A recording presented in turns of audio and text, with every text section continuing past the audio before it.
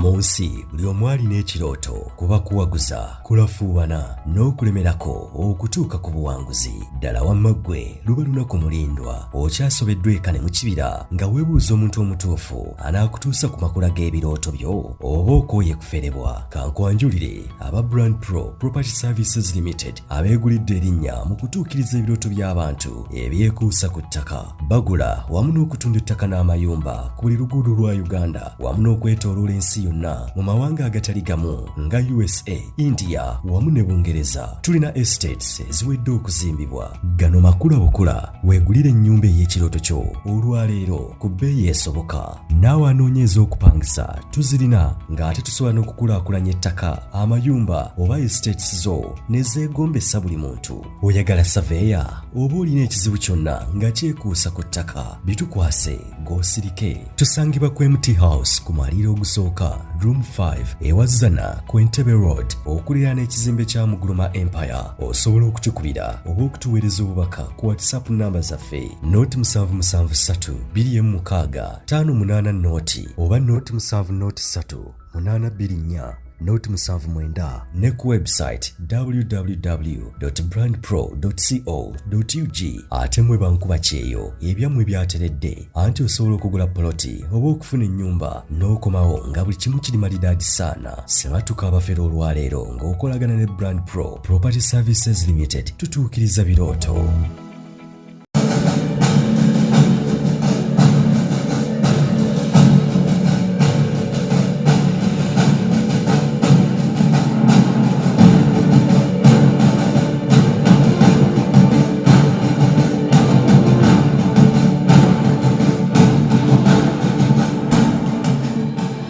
Terevu nnyo abali ku mukutu gwa Uganda y'enkyataasa Uganda saako ne Channel 56 tubaaniriza nnyo.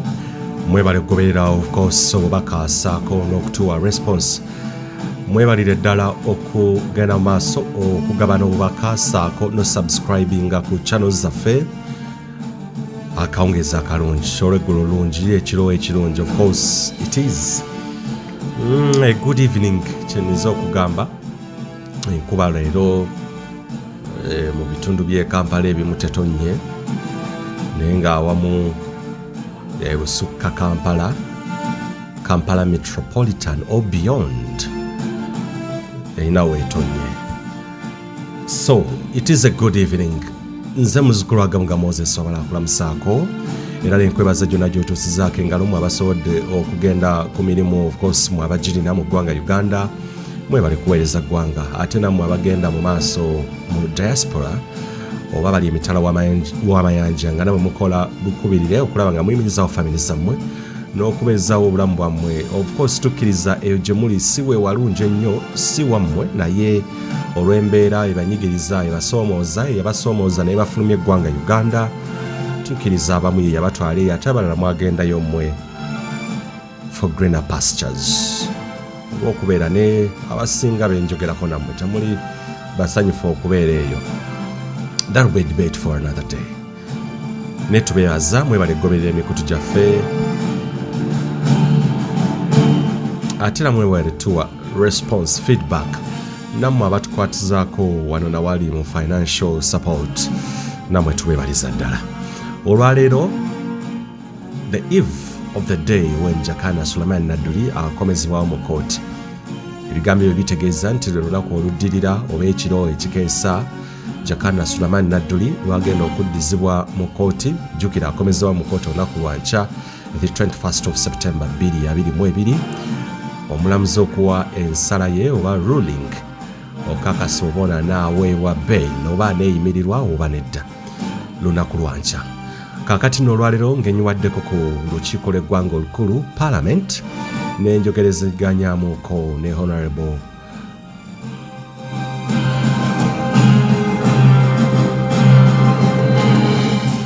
nfunye omukisa n'enjogerezeganyaamuuko ne Honorable Hassan Kirumira Lukalidde. Of course ono naye munna Luwero mwana wa mulwanyi ye yaleeta nno ekiteeso ku floor ya Parliament oba okwemulugunya ku floor ya Parliament ku bannayuganda abazibwabuzibwawo ne particularly Jakana Suleiman Nadduli mutabani wa Honorable Haj retired Major Nadduli.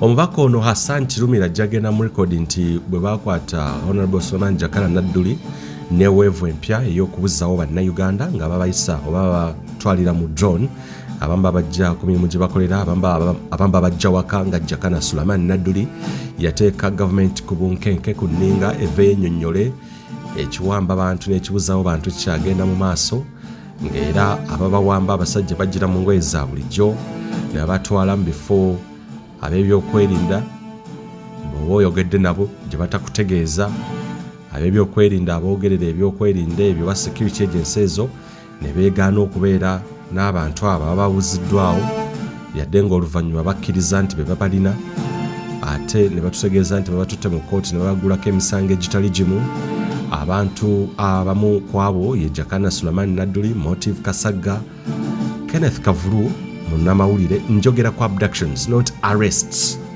njogera ku okubuzibwawo kw'abantu. Ebyo byonna byanjawulo, okukwata omuntu n'okumubuzaawo. Mubitegeera si bipya gye muli. Tracy Bobi Holick oyo naye y'omu ku abo ne bannayuganda abalala abamanyikiddwa n'abatamanyikiddwa abazibabuzibwawo kye kyataanula Hassan Kirumira Lukalidde, omubaka wa Katikamu South, ogenda ku floor ya Parliament n'abuuza oba n'agamba Right Honourable Speaker of Parliament Anita Anet Among n'amutegeeza matter of course national importance ey'okubuzibwawo kw'abantu okwali kuzzeemu. Era yanokola erinnya lya Jakana Suleiman Nadduli era ne bateeka Prime Minister oba Ssaabaminisita nzikiriza era nzijukira yaliwo mu Parliament olunaku olwo era ge nafuna kye nategeera nti omubaka oyo yassaawo eddoboozi ery'amaanyi ne pressure ne bamusaba ennamba ya Hajj Honourable Retired Major Abdul Nadduli okulaba engeri ate abakulu n'abakulu gye boogerezeganyaamu okulaba nga mutabani waateebwa ssaako ne bannayuganda abalala abakyayita mu kusoomoza bwe kutyo. Nga Uganda ey'enkya twaku account oba twakunnyonnyola of course okuva yadde ennaku z'omwezi nga 5 September omwaka 2022 ne tukunnyonnyola ebyaliwo Honourable Suleiman Jakana Nadduli bwe yali atwalibwa bamukwata mundu abaali bambadde ebyambalo ebya bulijjo yadde nga kwaliko ababiri aba police n'omu ow'amagye abaali bakwataganye n'emigemera wala ne tukunnyonnyola ne tukusiigira n'ekifaananyi ku ebyo ebyaliwo obijjukira bulungi nnyo era twakunnyonnyola gw'ataaliwo ku scene ne munnamawulire akwata kamera ku mukutu ogwa Uganda ey'enkya yakuba bubi nnyo abadde mu ddwaliro ng'afuna treatment millions and millions ze zaakagenda. Can you imagine? Oyo naye ali awo.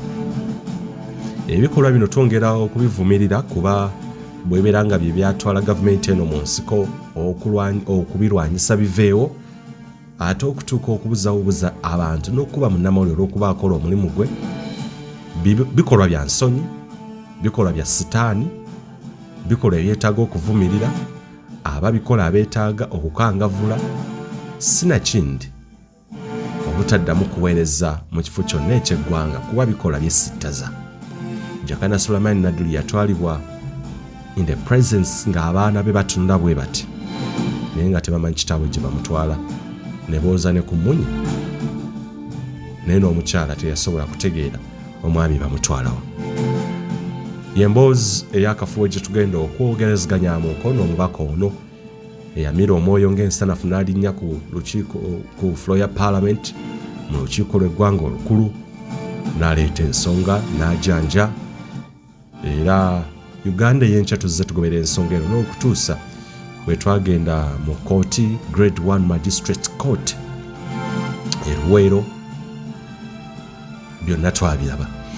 Olunaku lwankya lwe tugenda okudda e Luwero mu kooti enkoko tujja gikwata mumwa era tubaleetere butereevu ebinaaba bigenze mu maaso.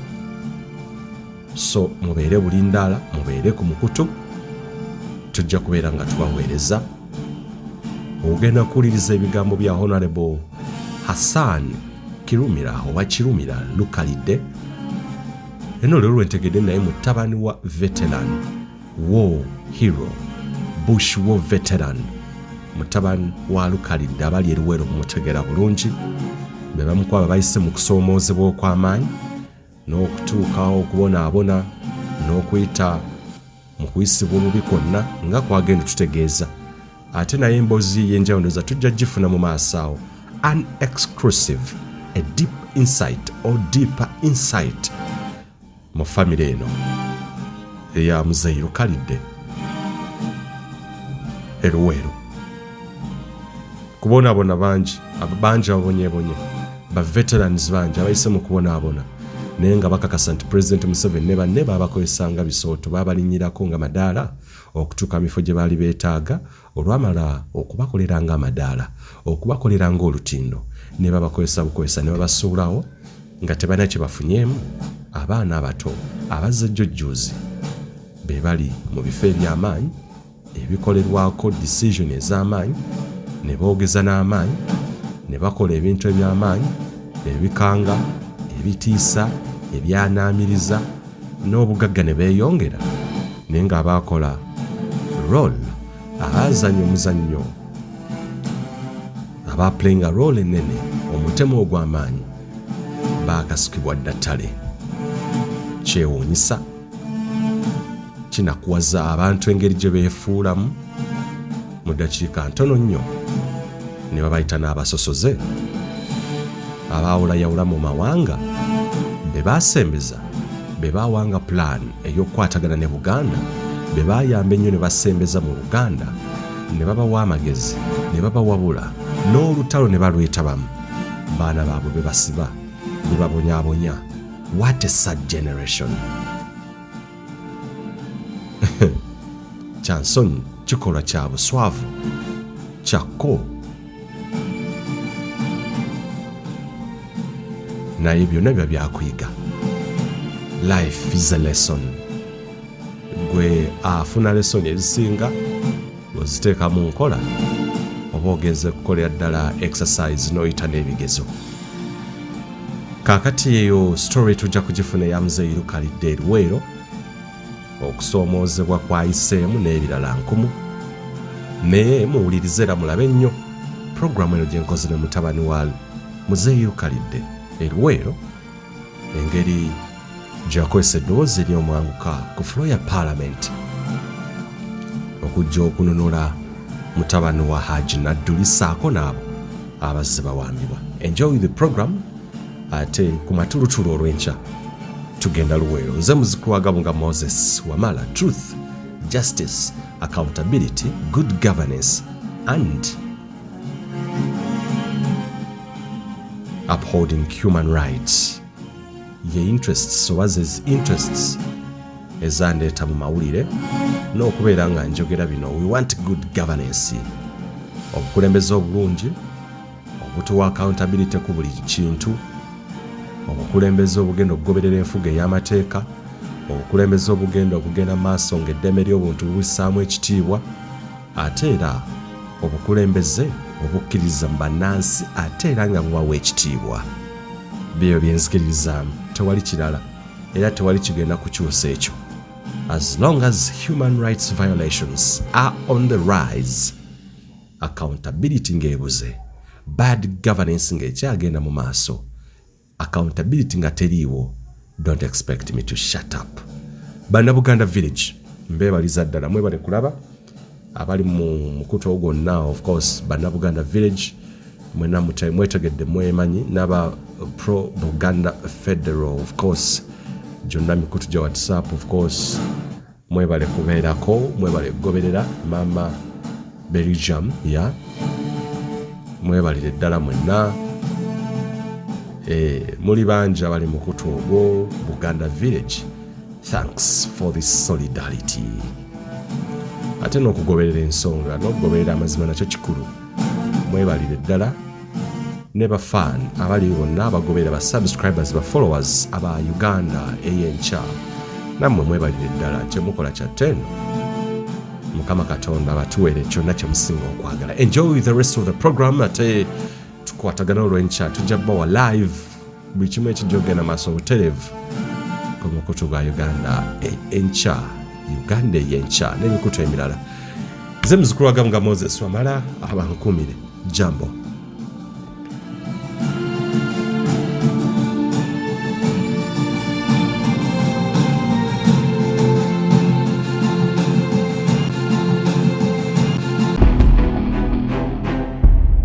Uganda y'enkya.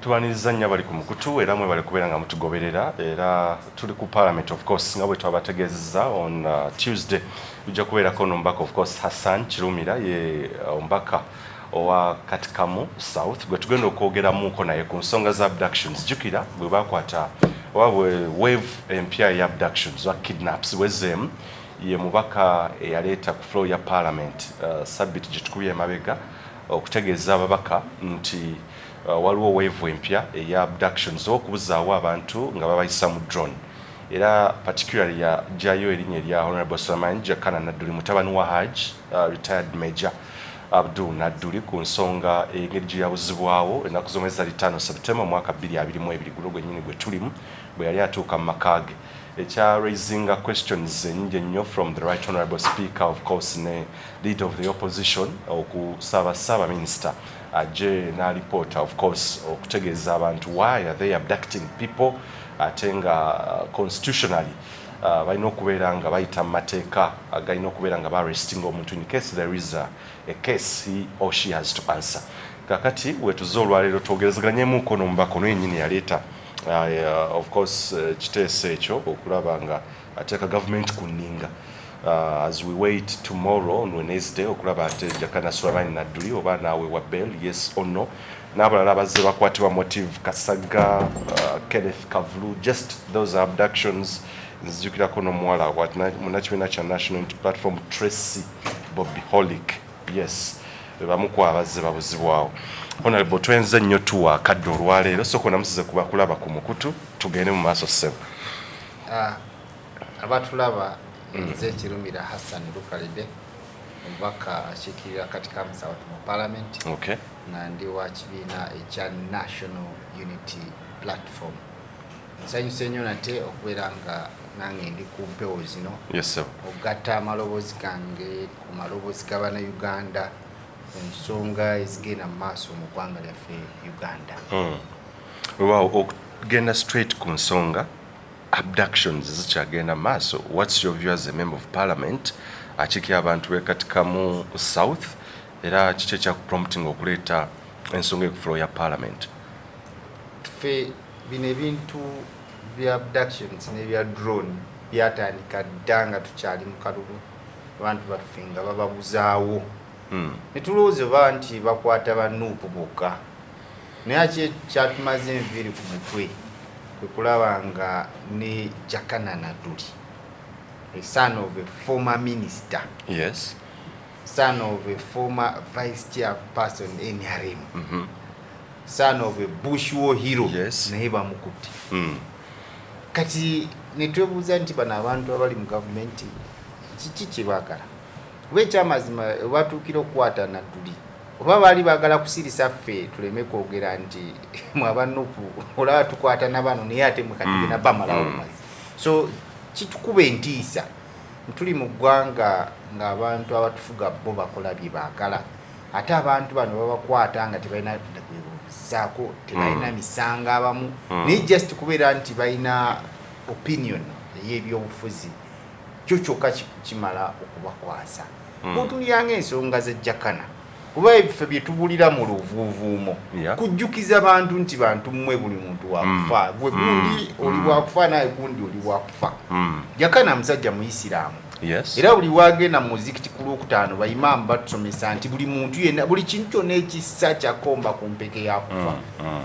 Kullu nafsin dhaikatul maut, nti buli kintu kyonna ekissa kyakomba ku mpeke yakufa. So ffe bayimaamu batujjukiza buli Lwakutaano nti mwe Kirumira mwe baguli bwenna muli bakufa n'ensi musigale nga temuliiko.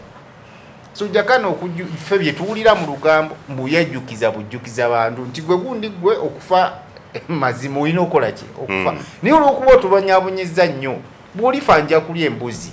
So ebyo ebintu just mazima abantu balina kitegeera naye nze ate kisinga okuneeraliikiriza batiitiizi nnyo kuba just omuntu okugambako obugambi nti ogenda kufa gwe n'otandika kukwata muntu namutwala mu drone namusiba namukuba migo ago mazima gabeera mazima abamu bagamba yasukka we yandikomye walina okukoma omuntu okugamba nti oli wakufa ago mazima kuba eyo it's a law of nature oba twagala oba tetwagala ffenna tujja kufa kuno ku nsi tuveeko so just okubagambako obugambi n'okubajjukiza nti kino gano mazima okubewa Katonda balina kitegeera butegeezi beebuulirire bakole bye balina okukola senga okufa lyali tteeka oba oliawo bo bandirirese mu paalamenti ababaka ba paalamenti bali amending bo basigale ku nsi nga balamu emyaka gyonna naye si tteeka okuba nti mazima n'okubajjukiza nti buli muntu wakufeera naye muganda wange Moses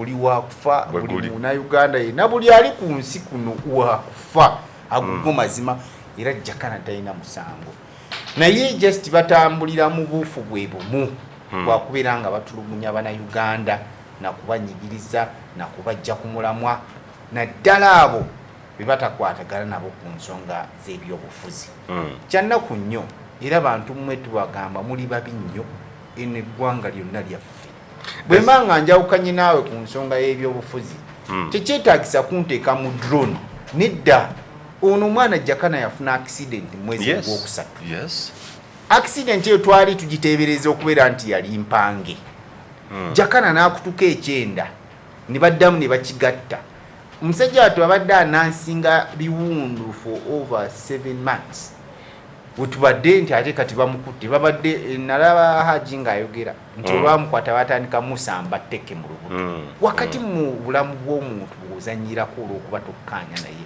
bantu mmwe muli babi nnyo naye ffe tubategeeza nti twabategeera ewe oba oliawo ke kaseera nabana abantu b'ennyare batandika okulaba bino ebintu bayige kuba bubanga tosobola kutegeera kufuna kyakulabirako kya Haji Nadduli nti naye basobola omumucunyanga oba tujja yiga kubanza abantu bembadde nsubira balina okusembayo okutestinga ku wrath oba ku bubi bw'abantu bano biba Haji Nadduli abo kubanga bayiyeewo omubiri nnyo lwa gavumenti eno oli mubuyinza ewaffe Luwero Haji kabonero kalungi nnyo era y'omu ku bantu abayimiriranga mu kitundu ekyo ne boogirira NRM ebintu ebirungi mu bye tumanyi bye batugambako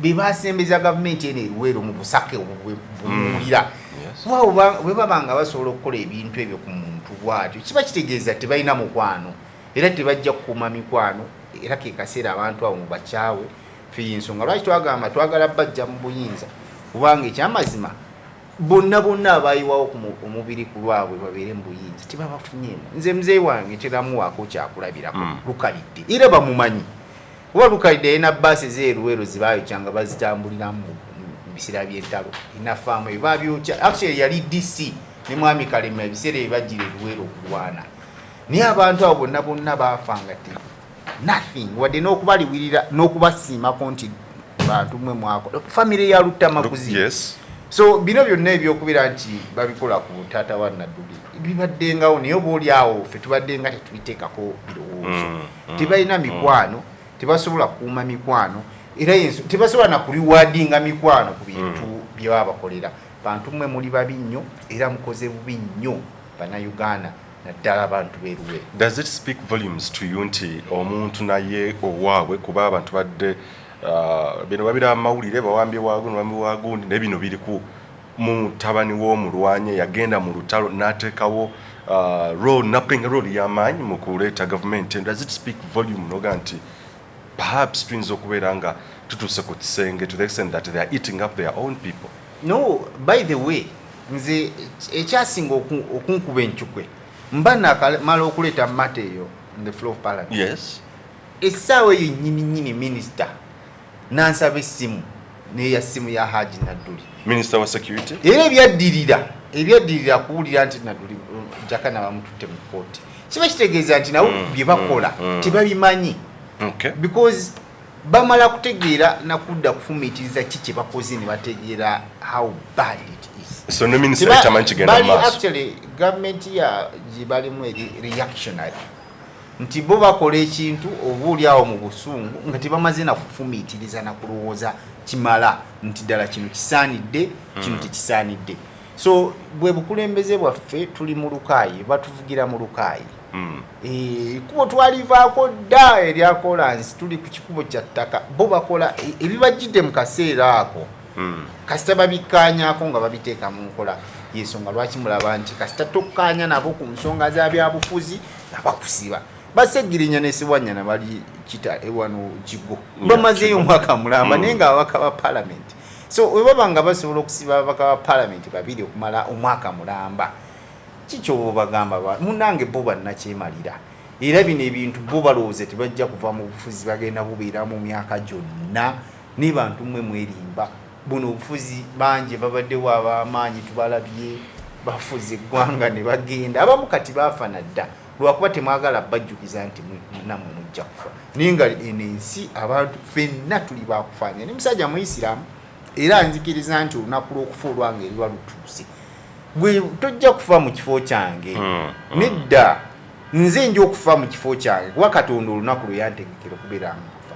So tetulina kufa tulina kukola kituufu ng'eggwanga tutwale eggwanga lyaffe mu maaso sakira ati n'abaana abalijja nga tuvudde oba twenyumirizaamu nti eno generation yaliwo bakola substantive contribution towards the growth of Uganda. Ng'eggwanga tulina okusomoozebwa kungi kwe tuli mu economy nga ekkirira eri bubi tuli mu depression recession era nzisuubira nti bino ebintu by'okukwata abantu byandibadde bitwala n'amawulire nedda twandibadde tufokasinga nnyo palamenti yaffe twandibadde tugiza mu bintu byakubaganya birowoozo butya tugenda okubeera nga tutula mu economy yaffe niye obudde katumala kubeera nga twogera ku kikwata abantu kupanda gaali tumala twogera ku nyegenyege ebintu ebitalina magezi oba makulu mu nkulaakulana y'eggwanga. Batugamba nti he is promoting sectarianism nti asosola mawanga. Have you tried to watch the views he actually zateka ku social media n'obubaka bwe? Olaba tuli mu nsi ekkiririza freedom of speech.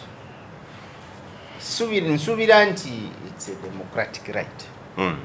Omuntu oba tukkaanyiza naye tekitegeeza nti byayogera bikyamu. Bubanga tosobola kuyimirira mu ngatto ize n'otunulira ango gyalabiramu kuba nnyinza okugamba muganda Moses nti ekisinga ekyo kya kiiru gwe n'oŋŋamba nti nedda ekisinga ekyo kya cream. Why? Because you are sitting in different angles. Yes. So nze nina endowooza nti opinions oba beliefs zibeera za muntu and they are subjective. Teri muntu ayinza kujja n'akugamba nti Moses gwe mazima kubanze nyinza okutunulira n'engamba Moses oli bulimba toli wa mazima because the truth oba amazima gali so subjective gali shared okusinzira integera y'abantu bangeri gye balamamu ensonga. So Jakana bw'avaayo nga ye n'akuleetera amazima ge ku table n'agamba nti this is the truth kati the onus is upon you to disapprove him omugambe nti nedda Jakana olimba nnyo aji Nadduli ono tukoze bino nabino naye ekisinga okumuluma ye family ye by the way mu byayogera byonna ayogera ku bintu gavumenti byekoze family ye ate nga nange nga omwana kubanze ndi mwana mu makaako kuliraawo waka Jakana we twasomanga nabo Haji Nadduli be batukuza bana abantu ku bintu so byayogerako bituufu kuba n'omulimu gwe baali bamuwadde ogwa minisita nagwo baagumuggyako kitegeera. So omwana bw'avaayo ng'alabye family ye ebyeyiseemu bakugambye nti yava ne mu lutalo ng'abaana be bafiiridde mu lutalo najja n'azaalayo akaana ke kamu ka Jakana kati kakuze kalaba ebigenda mu maaso kakuze kalaba taataawo. In fact Haji Nadduli yabeerera mu politics niwe niwabeeredde minisita Jakana yamulinga ku lusegere y'omu ku bantu abatambulanga ne taata we. Therefore waliwo some sort of mentorship oba naye yayiga ebintu bingi yalaba ebintu bingi taata we bye yakola lwa gavumenti eno eri mu buyinza. So bwe baba nga tebasobola kumuriwaadinga kiba kitegeeza nti ekintu ekyo kiruma family ate kiba kigizza emabega. Nange ne bwe nandibadde mu bigere bye nga ndaba taata ebintu byakolera gavumenti nga tebamuriwaadinze munnange era nja kuba nga nva mu mbeera. In addition to so many people, by the way, Haji Nadduli is just a small matter inside a bigger matter of compensation. Bantu bangi banaluweero abakola ebintu mu lutalo lw'ekinaana. Those people have not been rewarded. Mpaka kati 40 years down the road baba file buli mwaka abantu bakola file bagenda Luwero kuba rewarding. Nothing. Bantu mwe mufune ensonyi. Kiyinza okuba kati kikyali ku family ya Haji Nadduli. Ni abaana bangi bali disgruntled banaluweero. Bangi oba oli awo tebanafuna platform ya Jakana gye yafuna. Naye nga bwe banaafuna platform mujja kubeekanga nga muswadde nnyo. So just do the needful, do the necessary. Mugende Luwero mukompensating abantu bemwalira emigugu gyabwe, mukompensating abantu bemwalira ente zaabwe. Ne basi zaffe zemwayo muzisasule temugenda kubeera nga mufuna ekizibu kuba na Luwero. Oba oli awo ebyo biyinza obbalema. Muyinza okulemererwa kamboyene ku magezi by the way. Muyinza okulemererwa ocompensating abantu kinoomu. Mujje mukole development mu Luwero. Tegere nti muzimbe kolansi mu Luwero, amakubo ga kolansi, muzimbe amalwaliro, muzimbe amasomero, muzimbe ebyuma amakolero. Mujja kuba mutukompensatinze bulungi. Naffe tutuuke mu district yaffe tugavumenti indeed eno emeka ya Luwero. N'ebyokubeera nga muli eyo muli mu kuwuddisa abantu baffe bya kiyaye bya bulimba era tetujja bikkiriza gana amawulire gajja kuba gavaayo buli kaseera nga tubyogerako because ffe tuli baana bazzukulu ba lutalo. I'm a child the bush war. Era emundu nga ziriyo zisindogoma nga ffe batuzaala. Ne kati mutunuli emyaka gye tulimu. In addition to so many youth abakulidde mweyembeera mvayo mutulimba eri mwalimba bajjajja baffe mulimbi batata baffe kati muli mukulimba bazzukulu. Come on guys, let's do the needful and sort the Luwero matter once and for all. Bwekinaaba kibalemye era bajjakana bangi bajja kuvaayo bakirumira bogerera ebintu bino ne gavumenti yamwe eberenga bagira. As we wind up ensonga gyogeddeko nkulu ey'okurewarding oba okucompensating abannaluwero, the veterans. Of course, I've had many veterans from Luwero nga banyo they're not compensated abakyakaaba. You as a member of parliament are very well. What voice have you added ku floor ya parliament okulaba nga ne bodies or authorities at least watusaako ensonga eno okulaba nga Greater Luwero at least abantu abafiire ebyabo bafunamu? Munnange ebintu bino olw'okuba tebaagala biyitewo. Okay. Nze actually waliwo ne petition gye twakola ne Honorable Brenda Nabukenya nga twagala presenting on the floor of parliament. Naye baafuna notification bagambe eyo teyina kola ki. Okay. Biyitawo. So agamawulire amaloboozi agava wansi nga si malungi tibagaagala nnyo. Era ensonga lwaki oli awo ebintu ebimu tebivaayo, ensonga lwaki tukozesa media houses okutegeera amaloboozi g'abantu baffe. Sewali omusajja gwe nasinkana eyo eMakulubita. Eyo ekikunyu wansi nga negundi gye baazimba bagiyita batya andaki bagizimba mu kibanja kya muzeeyi waabwe. Famire eyo nnaku olwo yeeka ye survivor. Naye ng'omusanga atambulira na mbigere. Ndowooza n'ebyasi baakuba bambi n'obwongu bwe bwakola ki. So characters abali mu gavumenti beebo they are unappreciative, tebasiima, bantu babi nnyo era tebaagala kubeera nga bayamba abantu ababayambyeko. So kintu kyangu nnyo mukomeweeka oba kubeerabeerabiza okwerabira abantu abo. Balimba. Nze by the way omuntu eyababuuka de wano yali muzeeyi wange Lukalidde nga we mbategeezezza. Yali musajja amugezi munabyafuzi. Kwe bagira Luwero yali omukulembeze wa Luwero ne mwami Kalema nga DC biseera ebyo. Era de balwana olutalo nga muzeeyi yali ne luggwa bajjange waka muzeeyi jangu tugere tukole naga mugira mundeka. Neche mba mukola mfiiriddwa ebintu byange mu lutalo musoke munkompensating ebyo. Munabinkolera naye nja kufuna amaanyi nzije. Sajjatu yatuuka okufa 2010 nga tebawulina kye bamuwadde era ye yabibuuka n'agamba nti sijja kujja kukola nammwe. Already ye yali amaze okubalaba nti bantu mmwe muli balimba. So just mubeeremu n'obuntu tonotono. Musigazeemu ensa mubeeremukko n'ekisa. Mukwasaganyirizeeko abantu abakyabasaba okubeera nga mubadduukirira okubaddizaawo ebintu byabwe. Omu ku bo ye Haji Nadduli kubanga ye ke kabonero ketulabako ffenna kuba tukuze tumulaba n'emirimu gy'akoledde ekibiina ky'NRM. Kikyoyogera ku abductions endala omuli ne banna NUP, Motive Kasaga, Tracy n'abalala bangi nnyo. What are your views? Of course ffe ng'abakulembeze tubadde nga twogera ku bintu bino in public, mawulire, media, even in parliament. Abantu baffe bazzinga babakwata. In addition to so many prisoners abawagizi ba National Unity Platform, bangi bakyali kitali, abangi bakyali mu makomera ag'enjawulo naye nga babapiikinga bwe batyo mu drones.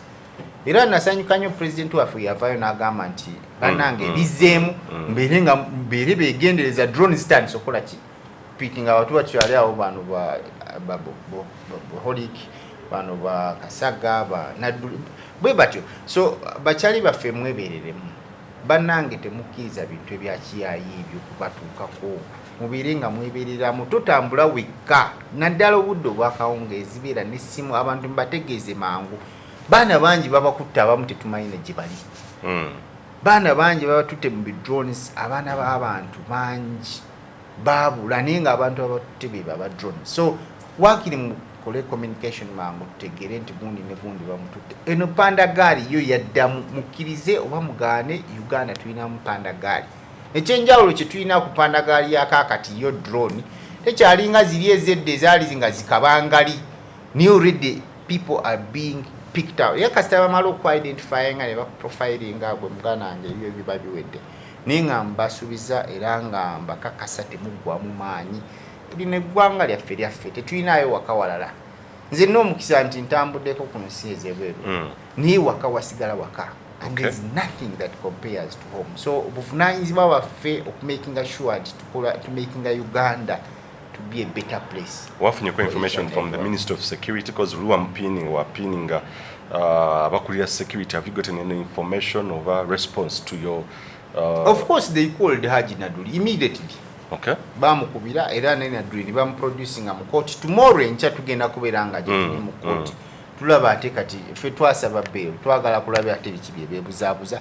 One, prayers zaffe zikyaliwo, twagala babeere nga bamuyimbula batalina musango. Two, twagala babeere nga afuna obujjanjabi, abasawo be babeere nga bamujjanjaba kubanga yeetaaga obujjanjabi. Three, bawe ekitiibwa Bushwohiro, bawe ekitiibwa former minister, bawe ekitiibwa former NRM vice chairperson. Banange ono mbanga temusobola kumuwa kitiibwa. Mubira babi nnyo bantu mmwe. That recently Parliament, Simanyowa including you passed the amendment Social Media Act actually, of which abantu bano betwogera kubona adda bagenzi ba abducting ba information gyenanga munnamawulire, abantu abayogera ku tumwine, abazze boogeranga ku General Salim Sale, abazze boogera ebintu ebyenjawulo ku government eno, they are just kidnapped. Abasinga bali ku CMI, Kireka ku SIU, n'abala mu detention centers, awo ne betutamanyi nenga information eraga bajja ba bloggers n'abatwaliwo okubeera boogera ku social media. Don't you think nebbago lino amendment yayisiddwa, it is another thorn in the, of course, in the leg eri bannayuganda? And what's your view as we wind up ku nsonga eyo? Nebbago ya social media ffe nga abakulembeze naddala the Computer Misuse Act twali wakanya kubanga intention yayo si nnungi eri amawulire gaffe oba oli awo n'oludda oluvuganya gavumenti. Ebigendererwa byayo byetteeka ery'okubeera nga banyigiriza abantu abawakanya gavumenti. Era mukama waffe the leader of opposition alina statement nungi nnyo ffenna gye tujja okubeera nga tudda emabega about that issue. Mu kaseera kano ffe tukyetegereza kuba etteeka, of course it's a process. Terinabaako abadde zikyalina process mpanvu. Neffe mukama waffe the right honorable Mathias Mpuuga ajja kuba tuwa guidance kutya tugenda okubeera nga twanukula issues of Computer Misuse Act. Your final remarks eri bannayuganda n'engeri gy'olaba because like your time is out, n'engeri gye muddukanyamu emirimu Parliament ye-11. Are you really on the right track as you make your parting shot? Of course abantu abatulonda nga balina essuubi lingi naddala bukulembeze buno bwa National Unity Platform. Nina okukkiriza n'obumativu nti ffe ng'abakulembeze tukoze kye tulina okukola emabega wa mukama waffe the right honorable Mathias Mpuuga. Ebintu bingi nnyo bye tutuuseeko mu bukulembeze bwaffe.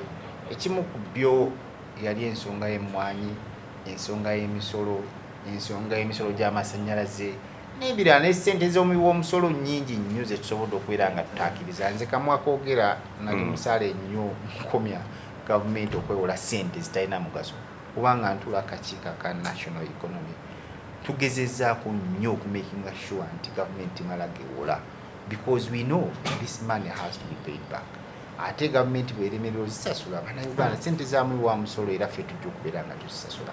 So ffe ng'abakulembeze tukoze kye tulina okukola naddala ku ludda luno olw'ekisiikirize mu gavumenti tuyiyeewo omubiri ku lw'abannayuganda era tubakakasa nti mu mirimu gino nga tukyali ku sayidi eno tujja kuba tukola bye tulina okukola naye nga bwe tutunulira oba tutema empenda bwe tugenda ku sayidi eri ey'obuyinza mu ggwanga lyaffe Uganda.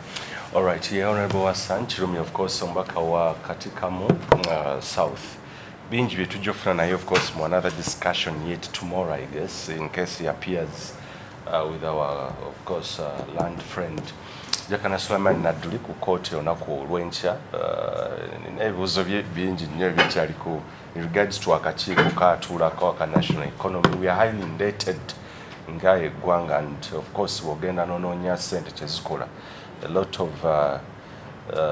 of it is misused. Of course, World Bank etegeeza nti of course we lose a lot of that money due to corruption n'ensonga endala mpitirivu nnyo. So who is going to, of course, pay these debts? It's you. However, ebintu ebyewoleka oba ebikolebwa nga tewali endo zijja kuba discussion endala tujja kubeera nga tuddamu okukwatagana.